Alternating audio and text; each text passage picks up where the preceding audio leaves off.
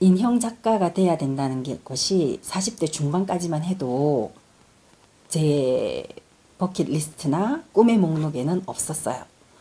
그런데 이제 어느 순간 정말 인형 작가가 되고 싶다고 마음먹고 나서부터는 이제 인형을 만들려면 제가 준비가 되어 있어야 되는데 그때 뭔가 시작하려고 하면 사실 시간이 많이 걸리잖아요. 이게 인형이 바느질도 할 수 있어야 되고 패션 감각도 좀 있어야 되고 의상을 디자인하는 또 제작도 다 해야 되기 때문에 그런 것들이 준비가 되어 있어야 되는데 제가 원래 인형 작가가 되고 싶었던 건 아니지만 그냥 수공예로 하는 걸 굉장히 많이 해왔었어요. 관심이 많이 있었고 그 수공예도 흐름이 있거든요. 트렌드가 있어서 어떤 때는 십자수가 유행하다가 또 어떤 때는 프랑스 자수가 유행하기도 하고 손뜨개가 유행하기도 하고 예, 근데 이제 그때 시대 변함에 따라 제가 많이 이제 건드려 봤던 것들이라 그런 게 많이 도움이 되었죠. 저는 사실 처음에 인형 작가가 되기로 마음먹고 그게 정말 될 수 있을까 의문이 들었죠. 제가 꿈꾼다고 다 이루어지는 건 아니니까, 그쵸?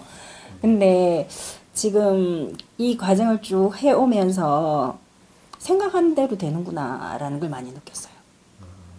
정말 감동적이었어요. 저는 인형 작가가 된 것보다 이렇게 활동들을 하면서 매 순간 너무 감사하죠. 제가 좋아하는 일을 찾게 된 것도 감사하고, 근데 무엇보다 제가 목공예를 하면서 이제 인형을 제가 만들다 보니 인형 가구를 만들게 되었거든요. 그렇죠. 네, 제가 직접 디자인하고 제작을 해요. 그러면 저는 이제 곡선을 좋아해요. 좀 부드러운 거.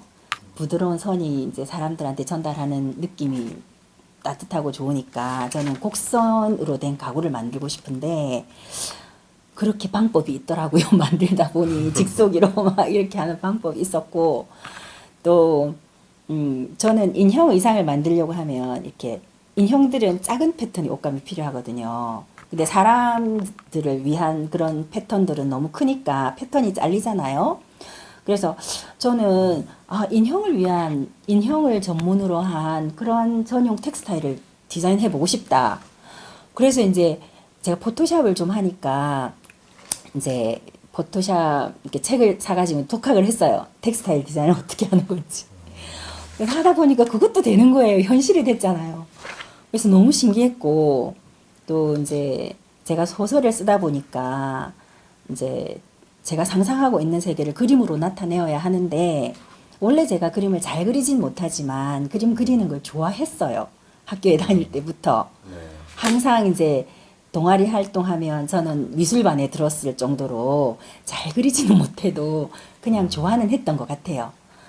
어, 그래서 그냥 아크릴 물감이나 색연필로 이렇게 제가 상상하는 그런 세계들을 그려봤는데 그냥 뭐 썩 완벽하진 않지만 그래도 제가 상상한 세계를 가장 잘 표현할 수 있는 사람은 저니까 예, 거기에 그냥 자신감을 가지고 그냥 그려보니까 또 그림도 그냥 그렇게 되더라고요.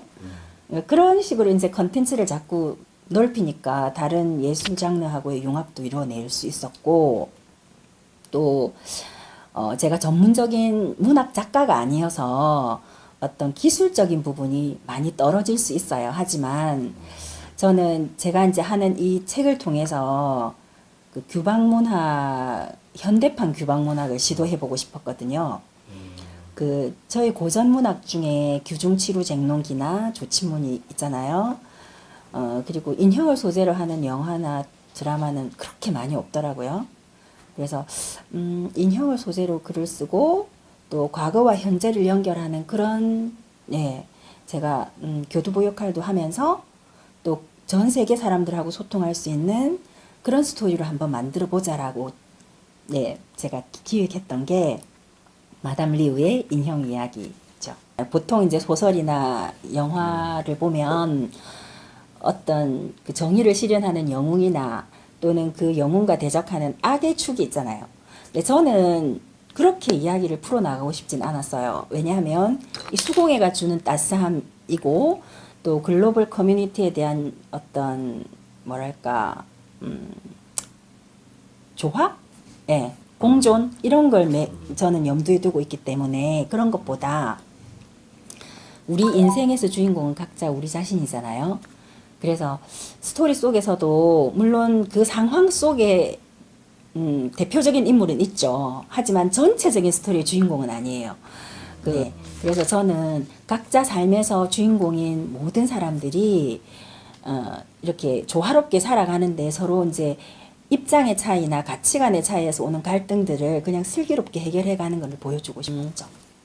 제가 인형을 만들어 놓고 이렇게 보면서 뭔가 이 아이한테 이 인형에게 이름을 붙여줘야 되겠다는 생각이 들더라고요. 근데 이제 이름을 지을 때는 이 아이의 특성이나 느낌을 보고 가장 적합한 이름을 지어주죠. 그냥 생뚱맞게 지은 것은 아니고요.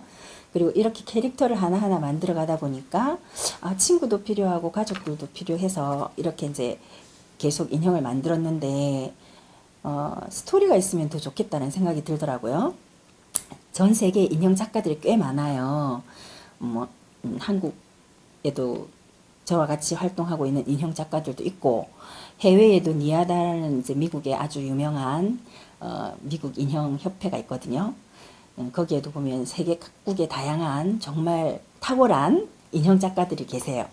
하지만 저는 좀 더 이제 그냥 인형만 만드는 게 아니라 좀 다양한 인형을 기본으로 하되 다른 예술과도 좀 융합을 한번 시도해 보고 싶었고 특히 스토리를 만들어서 지금 아직은 인형 작가로서 소설을 쓴 사람은 그렇게 많이 없어요. 있긴 하지만 조금 저는 좀 스케일을 좀 넓혀서 다양한 컨텐츠와 다양한 융합을 시도한 그런 결과물을 만들어 보고 싶어서 제가 스토리를 구상을 했는데 이런 인형들이 이제 하나의 캐릭터가 되는 거죠.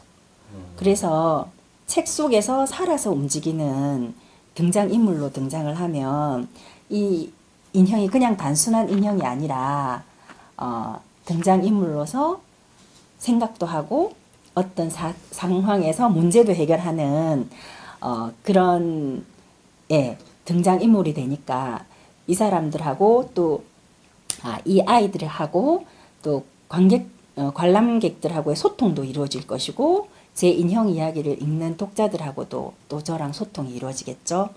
독자들 간에도 소통이 될 거고요. 그러면 좀 더 제가 꿈꾸는 글로벌한 그런 소통의 매개체가 되는 역할을 잘 수행할 수 있지 않을까라는 생각이 들었죠. 1호인 인형은 비비아나라고 하는데요. 비비안나? 비비아나. 비비아나. 예, 주인공 마담 리우의 딸. 비비아나. 이게 1호 인형이 처음 만든 네, 가장 처음 만들었어요. 몇 년도에 제작을 한 거죠? 이게 2011년도였대요. 네, 그래서 저는 사실 딸이 없어서 그렇습니까? 딸이 갖고 싶은 마음도 있었던 것 같아요. 그러면 그래서 이제 비비안나라는 이 비비아나. 이름은 어떻게 차용이 된 겁니까? 사실은 그 당시에 TV 드라마가 있었거든요. 예. 거기에 나온 그 PD의 따님이셨는데 딸이었는데 6살짜리인가 그 여자아이가 너무 예쁘더라고요. 비비아나. 네. 예. 그래서 그때 그 이름도 조금 예쁘고 이게 이제 제가 지향하는 바가 조금 글로벌한 소재가 되어야 되니까 저는 일단 소재가 헝겊이에요. 제가 헝겊이란 소재를 선택한 것은 헝겊이 조금 전달하는 그 느낌이 부드럽고 따스하고 포근하기 때문에 수공예적인 어떤 따스한 인간적인 따스함을 전달하기에 좋다라고 생각을 했기 때문에 헝겊을 선택했고 그리고 저는 제가 전문가가 되기로 마음 먹으면서 기존의 다른 작가들의 작품들을 굉장히 많이 조사를 해서 연구를 했어요. 왜냐하면 사실 이게 저작권하고 관련되는 문제도 있고 이게 창의적인 활동이다 보니까 다른 사람이 이미 해놓은 것을 제가 모방을 한다거나 그건 창의적인 게 아니니까 그래서 저는 남들이 하지 않는 걸 내가 해보자. 조사를 하다 보니까 얼굴이 조금 다들 헝겊 인형들이 평면적이더라고요.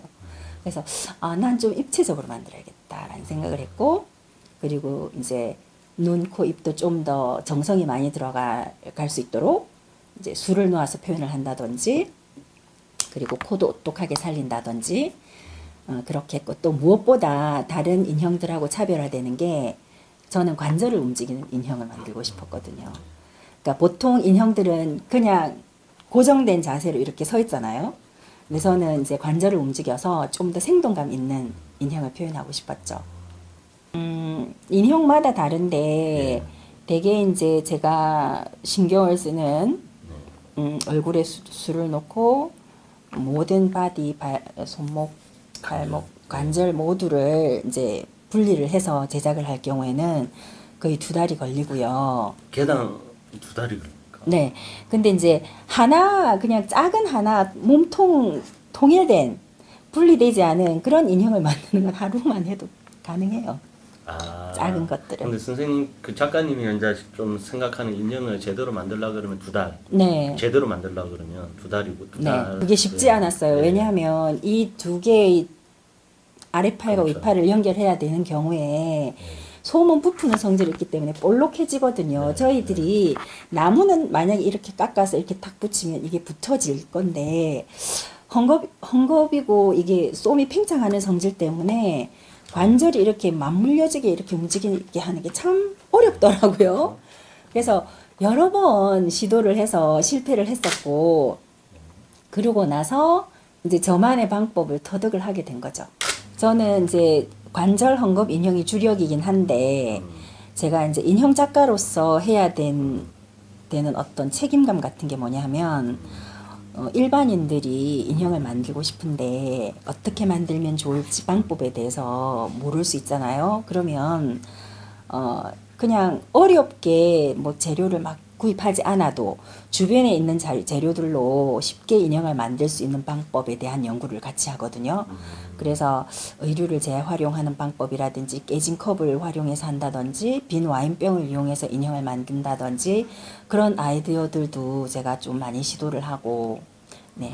저는 제가 인형 작가가 되어야 되겠다고 마음을 먹었을 때 처음에 사실 인형 작가만 되고 싶었던 게 꿈이었지만 하다 보니까 조금 꿈이 자란 것 같아요. 꿈도 성장을 하더라고요. 그래서 저는 이왕 전문적인 인형 작가가 되면 인형 박물관을 한번 지어보자. 정말 그게 이제 지금은 최종적인 목표가 되었는데, 인형 박물관을 만약에 지었을 때 많은 관람객들이 보러 오면 인형을 작게 만들면 보기가 불편하죠. 가까이 가서 봐야 되고. 그래서 그러면 전시해놨을 때도 뭔가 꽉 찬 느낌도 나고 보러 오시는 분들도 좀 편하게 볼 수 있도록 조금 더 크게 만들자. 그러니까 보통 작가들이 이렇게 인형을 크게 만들지 않아요. 시간도 많이 걸리고 또 공정 과정도 좀 복잡해지니까. 그런데 저는 시간이 좀 걸려도 그렇게 좀 크게 만들어 보자라고 해서 크게 시도를 했습니다. 많은 사람들이 인형에 대해서 좀 더 관심을 가졌으면 좋겠고, 인형이 전해주는 이런 따스함 이런 걸 좀 많이 느꼈으면 좋겠고, 무엇보다 인형을 통해서 행복한 세상이 되었으면 좋겠어요. 사람 간의 어떤 멀어진 간격을 조금만 더 좁히고, 또 디지털 기술로 인하여 다운된 우리 마음의 온도를 조금씩 베푸는 역할을 제가 하면 좋지 않을까라는 생각이 들고, 그러기 위해서 노력할 거고요.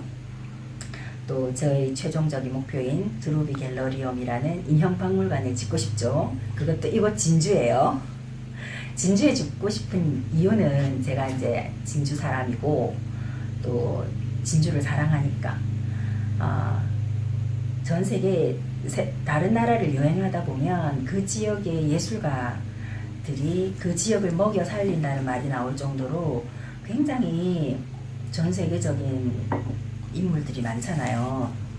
그 사람을 통한 기념품들이나 이런 것들이 꽤 많이 나오고 정말 부러웠거든요. 근데 진주는 사실 문화의 도시라고는 하지만 아직 문화 콘텐츠로서 뭔가 내세울 만한 게 없는 것 같아요. 그렇게 좀 아쉽고, 물론 저보다 더 훌륭하고 뛰어나신 문화인들이 꽤 많으세요. 하지만 그분들의 어떤 그런 것들을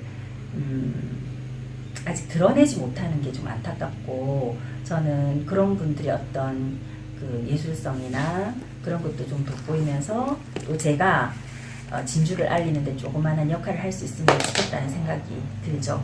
그 역할을 하고 싶습니다.